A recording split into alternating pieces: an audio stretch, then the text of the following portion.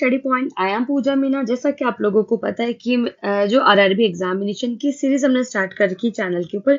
आज हमारा second topic है यूरिन एग्जामिनेशन। आज हम यूरिन एग्जामिनेशन की जो भी क्वेश्चंस आप लोगों की आरआरबी में आ सकते हैं उनके रिगार्डिंग आज हम बात करने वाले। ठीक है, तो इसमें जितने भी मैक्सिमम क्वेश्चंस होंगे हम वो कवर अप करेंगे। तो आपको वीडियो को एंड तक देखना है। अगर आप पहली बार मेरे यूट्यूब चैनल पे आए हो तो आपको चैनल को सब्सक्राइब करना है, क्योंकि आपको कंटिन्यू बने रहना है, क्योंकि हमारा भी एग्जाम के जो क्वेश्चंस हम लोग सोल्व कर रहे हैं यहाँ पर। ठीक है, तो फर्स्ट हमारे पास में क्वेश्चन है कि cessation of urine flow is defined as. ऐसी कौन सी कंडीशन होती है यूरिन की, ऐसी कौन सी कंडीशन होती है जिसको डिफाइन करें आप, जिसके अंदर क्या होता है यूरिन कंप्लीटली क्या होता है बंद हो जाता है। देखो सेसेशन का मतलब होता है कंप्लीटली बंद हो जाना, या फिर बहुत ही लेस अमाउंट के अंदर यूरिन है जो पास आउट हो रहा है। ठीक है, अब फर्स्ट कंडीशन हमारे पास में ओलिगोयूरिया। क्या ओलिगोयूरिया ऐसी कंडीशन होती है जिसमें ऐसा होता है? तो नहीं। देखो ओलिगोयूरिया में क्या होता है, मिनिमम 400 ml ठीक है यूरिन पास होता है 24 आवर्स के अंदर। ठीक है, और डाइसूरिया के अंदर क्या होता है, basically around 100 ml urine almost pass होता है। ठीक है, डायूरिया डिफरेंट कंडीशन होती है जो कि यूरिन के पास आउट फ्लो की कंडीशन नहीं होती। नेक्स्ट है एन्यूरिया।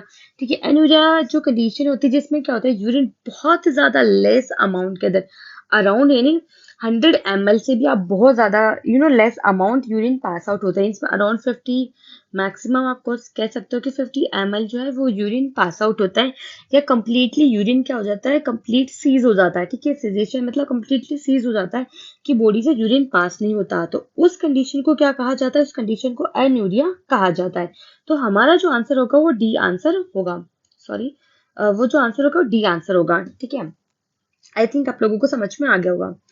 नेक्स्ट क्वेश्चन हमारे पास में, what does pyuria refers to. Pyuria किस कंडीशन को रेफर किया जाता है, कौन सी कंडीशन को बेसिकली जो है पायूरिया बोला जाता है। ठीक है, लिपिड्स इन यूरिन। क्या लिपिड्स का प्रेजेंट होना यूरिन के अंदर उस कंडीशन को कहा जाता है? तो उसको नहीं कहा जाता। ठीक है, उसको लिपिडूरिया कहा जाता है। Urea in urine. तो यूरिया बेसिकली आप लोगों को पता है कि नॉर्मल कंडीशन के अंदर भी यूरिया प्रेजेंट होता है, तो उस कंडीशन को भी हम नहीं कहते हैं। ठीक है, नेक्स्ट हमारे पास में व्हाइट सेल्स इन यूरिन। क्या व्हाइट सेल्स प्रेजेंट होते हैं यूरिन के अंदर, उस कंडीशन को कहा जाता है? या फिर स्क्वायमस एपिथेलियल सेल्स इन दी यूरिन, या फिर स्क्वायमस एपिथेलियल सेल्स प्रेजेंट होते हैं यूरिन के अंदर, उस कंडीशन को कहा जाता है? देखो स्क्वायमस एपिथेलियल सेल्स प्रेजेंट होता है, उस कंडीशन को कुछ और कहा जाता है। ठीक है, वो डिफरेंट कंडीशन होती है, तो वो नहीं होगी। नेक्स्ट हमारे पास में कि white cells present in urine, white cells in urine. तो बेसिकली अगर व्हाइट सेल्स बहुत ज्यादा मात्रा में अगर यूरिन सैंपल में प्रेजेंट है, ठीक है, ये यूरिन सैंपल्स में बहुत ज्यादा मात्रा के अंदर व्हाइट सेल्स अगर प्रेजेंट है, ठीक है, डब्ल्यूबीसी अगर प्रेजेंट है बहुत ज्यादा मात्रा के अंदर, तो उस कंडीशन को हम लोग बोलते हैं पायूरिया। ठीक है, तो ऑप्शन सी हमारा चला जाएगा इसके अंदर। ठीक है, ऑप्शन सी जो रहेगा वो हमारा इसके अंदर रहने वाला है कि उस कंडीशन को कहा जाता है जिसके अंदर बहुत ज्यादा व्हाइट ब्लड सेल्स प्रेजेंट होते हैं यूरिन के अंदर। नेक्स्ट क्वेश्चन हमारे पास में, upon standing at room temperature A urine pH typically. Basically क्या होता है कि अगर एक यूरिन सैंपल को, ठीक है, आपने यूरिन सैंपल को रूम टेम्परेचर पे रख दिया है, ठीक है, देन अगर रूम टेम्परेचर पे आप यूरिन सैंपल को रख देते हो तो क्या होता है वहां पे, क्या उसका पीएच इंक्रीज होगा, डिक्रीज होगा, या रिमेन सेम रहेगा, या changes depending on the bacterial contamination. क्या बैक्टीरियल कंटामिनेशन के ऊपर भी वो डिपेंड करेगा? देखो बेसिकली क्या होता है कि जब भी किसी भी यूरिन सैंपल को अपन है ना नॉर्मल जो है रूम टेम्परेचर पे या फिर बेसिकली रख देते हैं, तो क्या होता है वहां पे जो इसका पीएच होता है ना, वो पीएच में कैसे चेंजेस होना स्टार्ट होता है। बेसिकली पीएच में क्या चेंजेस होता है, अगर आपने यूरिन सैंपल को यहाँ पे रख दिया है रूम टेम्परेचर पे, तो ये धीरे धीरे क्या होता है, अल्कलाइन नेचर में कन्वर्ट होने लग जाता है। ठीक है, क्या कैसा बनने लग जाता है, अल्कलाइन नेचर में ये कन्वर्ट होने लग जाता है, जिसकी वजह से क्या होता है इसमें ना CO2 का लॉस हो जाता है। ठीक है, CO2 का लॉस होने लग जाता है, तो धीरे धीरे क्या होता है, CO2 का लॉस होने लग जाता है, तो अब क्या होता है कि अमोनिया से बेसिकली यूरिया की फॉर्मेशन होना स्टार्ट हो जाती है। तो जब यूरिया की फॉर्मेशन ज्यादा स्टार्ट हो जाती है तो बेसिकली वो क्या करता है, पीएच को राइज कर देता है। ठीक है, तो ये एक पूरी मैकेनिज्म होती है जिसका ऑलरेडी मैंने कंप्लीट वीडियोस बना रखे हैं। ठीक है, यूरिन एग्जामिनेशन के एक एक डिटेल में वीडियोस मैंने मेरी स्टार्टिंग में जब मैंने चैनल स्टार्ट किया था पूरा डिटेल में मैंने यूरिन एग्जामिनेशन पढ़ा रखा, तो वो वीडियो आप देख सकते हो, उसका लिंक मैं यहाँ पर आपको दे दूंगी डिस्क्रिप्शन में भी एंड आई बटन में मेंशन कर दूंगी, तो आपको दे दूंगी। तो उस कंडीशन में क्या होता है कि जो है पीएच जो है वो इंक्रीज हो जाता है। ठीक है, तो डायरेक्टली आपका जो आंसर है वो क्या होने वाला है, फर्स्ट वाला होने वाला है।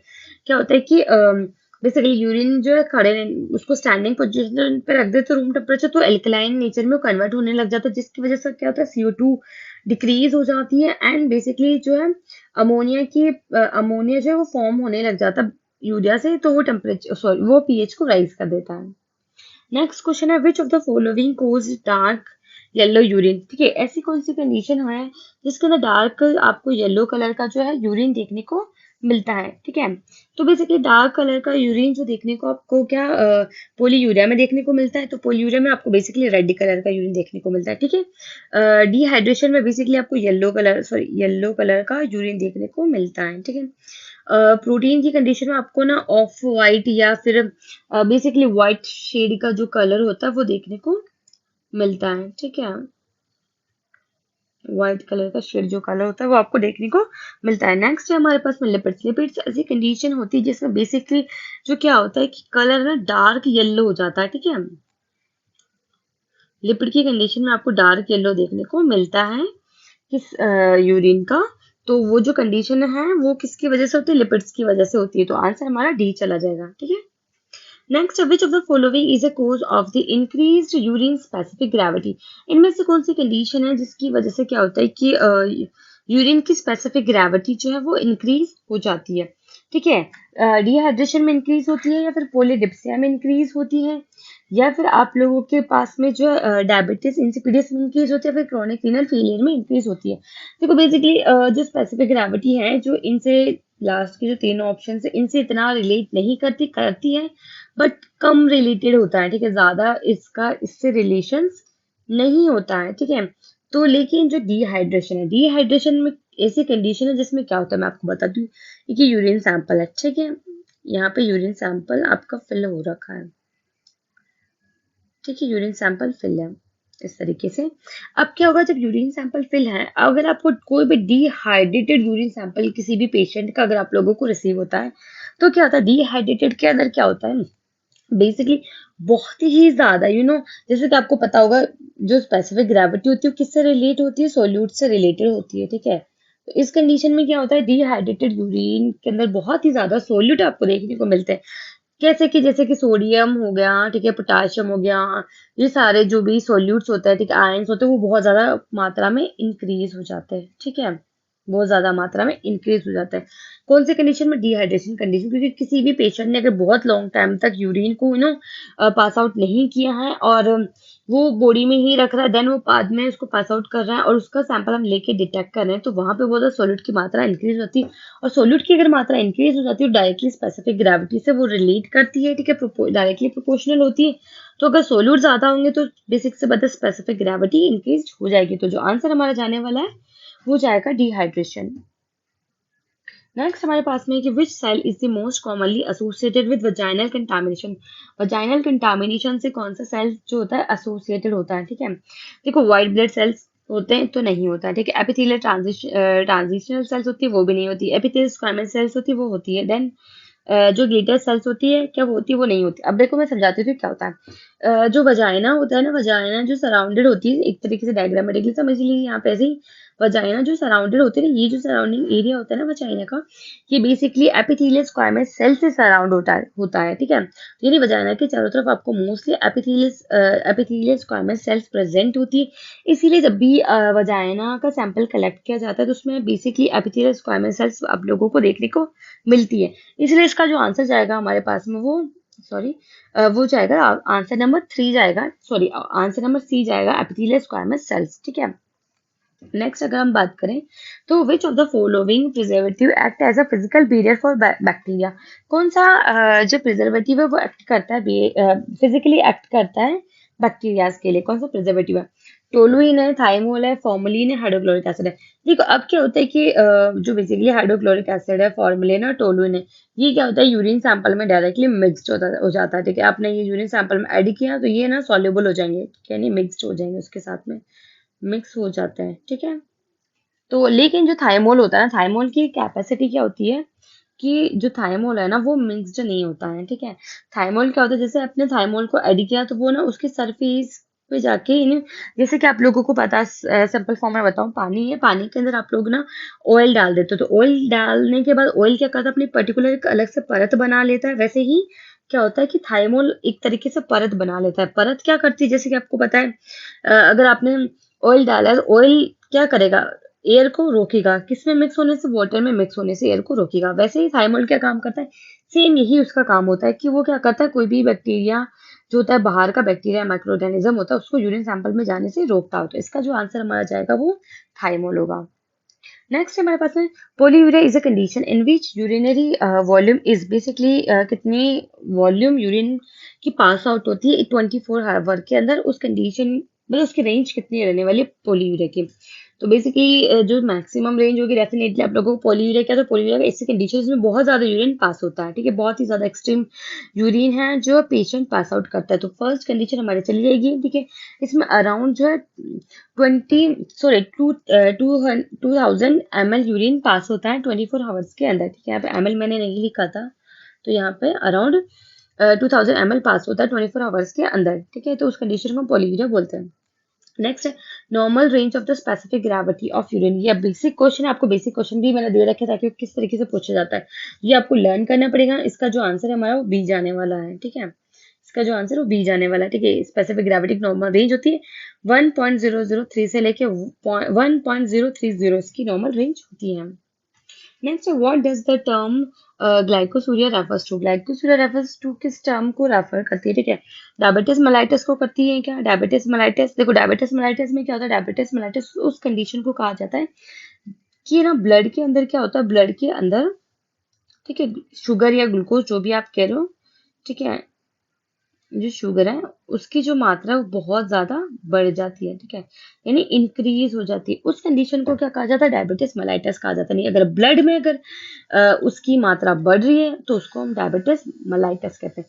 नेक्स्ट हमारे पास में ग्लूकोज इन यूरिन। क्या यूरिन के अंदर ग्लूकोज बढ़ता है उसको बोला जाता है, या फिर ग्लाइकोजन बढ़ने को कहा जाता है यूरिन के अंदर, फिर इथाइलिन ग्लाइकोल यूरिन में बढ़ जाता है। तो बेसिक सी बात है, इथाइलिन ग्लाइकोल तो होने से रहा, ठीक है। इस तरीके से आपको एग्जाम्स में भी क्वेश्चंस को कट करना चाहिए आपकी स्टेबिलिटी के अकॉर्डिंग कि यार ये ऑप्शन नहीं होगा, क्योंकि आप जब आप थ्योरी पढ़ते हो तो आपको चीजें समझ में आने लगती है। नेक्स्ट है ग्लाइकोजन। डेफिनेटली ग्लाइकोजन नहीं होगा, क्योंकि ग्लाइकोजन एट द एंड किस में कन्वर्ट होता है, ग्लूकोज में कन्वर्ट होता है। तो अगर ग्लूकोज यूरिन के अंदर प्रेजेंट है उस कंडीशन को कहा जाता है ग्लूकोसूरिया, ठीक है, सॉरी ग्लाइकोयूरिया। देखो ये नाम से भी क्लियर है, यूरिया का मतलब क्या होता है, यूरिन से रिलेटेड जो कंडीशंस होती हैं, ठीक है। तो ऑप्शन बी रहेगा। नेक्स्ट हमारे पास में normal urine primarily consist of. अब यहाँ पे देखो क्वेश्चन को आपको बहुत अच्छे से पढ़ना है। नॉर्मल यूरिन की बात हो रही है, किसकी, नॉर्मल यूरिन के अंदर प्राइमरली क्या क्या प्रेजेंट होता है, ठीक है। तो आपको पता है कि वाटर तो प्रेजेंट होता है, प्रोटीन प्रेजेंट है कि नहीं ये आपको फाइंड आउट करना। सोडियम डेफिनेटली प्रेजेंट होता है, तो प्रोटीन प्रेजेंट नहीं होता है नॉर्मल कंडीशन के अंदर यूरिन सैंपल में।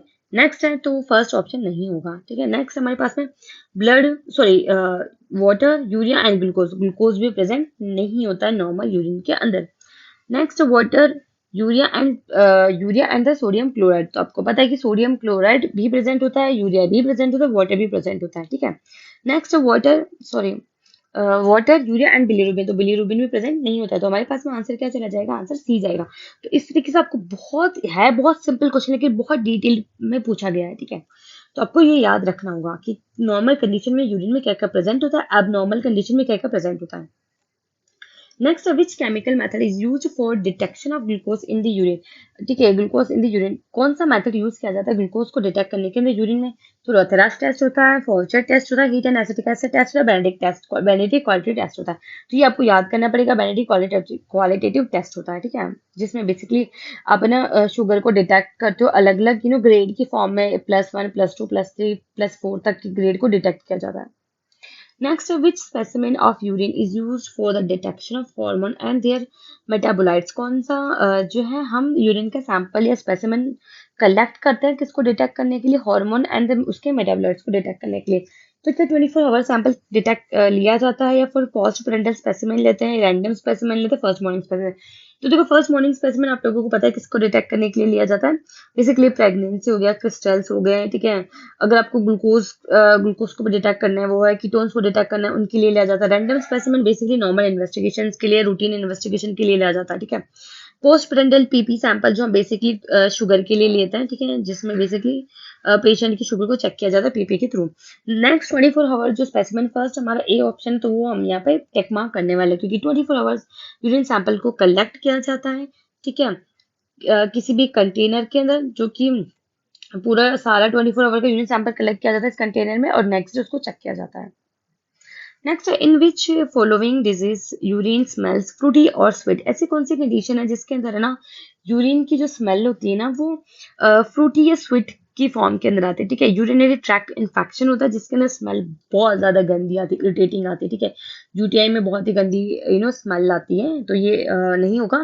कीटोडिस कीटोएसिडोसिस जो होता है, डायबिटीज बेसिकली जो कंडीशन होती है उसमें क्या होता है, फ्रूटी स्मेल आती है, क्योंकि शुगर वहां पे पास आउट हो रही होती है यूरिन के थ्रू, तो वहां पे जो है आपका जो आंसर जाने वाला है वो कीटो एसिडोसिस जाने वाला है, लेकिन हम आगे भी देखेंगे, ठीक है। जो है next maple syrup urine disease होती है, इसमें बेसिकली आपको ना मैपल एक सिरप जो होती है ना, कप सिरप जैसी स्मेल आती है, ठीक है। कैप्टोनुरिया के अंदर बेसिकली आपको ना बहुत ही ज्यादा बहुत ही ज्यादा गंदी से स्मेल आएगी, ठीक है, बहुत ही किसी सड़ी हुई चीजों की स्मेल आती है। तो हमारा जो ऑप्शन जाने वाला है वो बी ऑप्शन जाने वाला है, ठीक है। डायबिटीज मेलाइटिस जो होती है उसमें आपको फ्रूटी स्मेल आती है ड्यू टू दी ग्लूकोज की वजह से। नेक्स्ट है orange appearance of urine is because of, orange colour का यूरिन आपको कब अपीयर होता है, ठीक है। तो यूरोबिलिनूरिया, ठीक है, fever, concentrated urea, all of this above. देखो क्या होता है यूरोबिलिनूरिया में बेसिकली आपको पता है कि जो बिलीरुबिन होता है बेसिकली वो यूरिन को कलर प्रोवाइड करने का काम करता है, ठीक है, जिसमें यूरोक्रोम्स होते हैं, ठीक है, तो वो कलर प्रोवाइड का काम करता है। उस वाली कंडीशन में क्या होता है, हल्का ऑरेंज या येलो कलर देखने को मिलता है, ठीक है।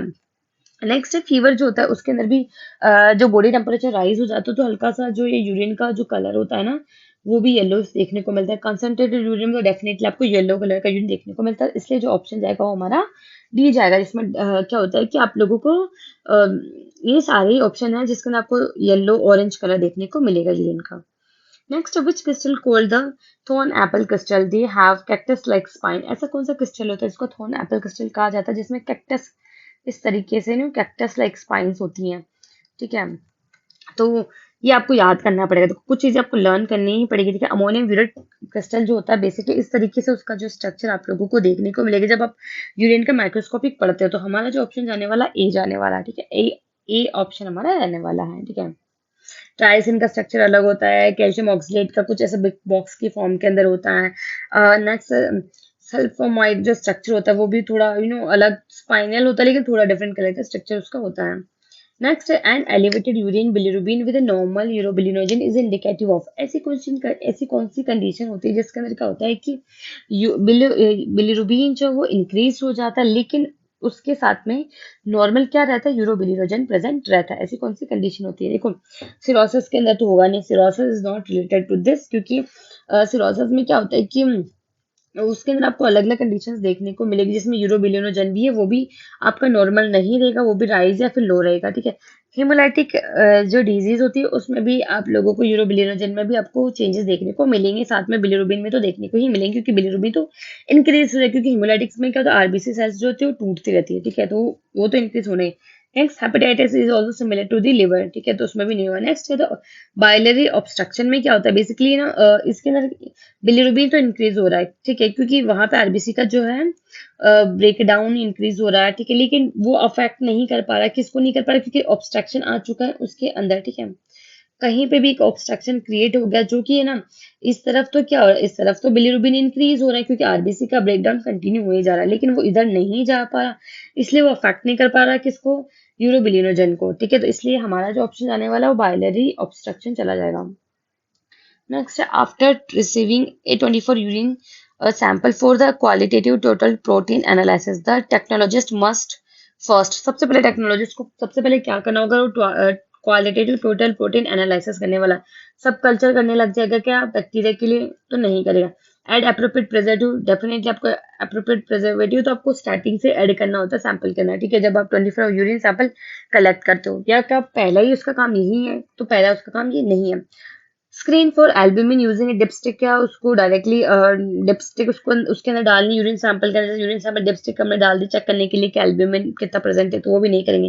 तो सबसे पहला ही मेजर काम होगा उसका, मेजर करेगा वॉल्यूम का अंदर, ठीक है, 24 आवर यूरिन सैंपल के अंदर कितनी वॉल्यूम जो है हमारे पास में आई है, ठीक है, वो मेजर करना जरूरी है। उसके बाद में आपको अप्रोप्रिएट प्रिजर्वेटिव ऐड करना जरूरी होता है। तो आंसर हमारा डी चला जाएगा। नेक्स्ट हमारे पास में in which condition increase urobilinogen is found due to excessive distraction of RBC. ऐसी कौन सी कंडीशन होती है जिसके अंदर एक्सेसिव डिस्ट्रैक्शन हो जाता है आरबीसी का, और वो उसके अंदर क्या होता है, यूरोनियम इंक्रीज हो जाता है यूरोबिलिनोजन भी, ठीक है। ऐसी कौन सी कंडीशन होती है?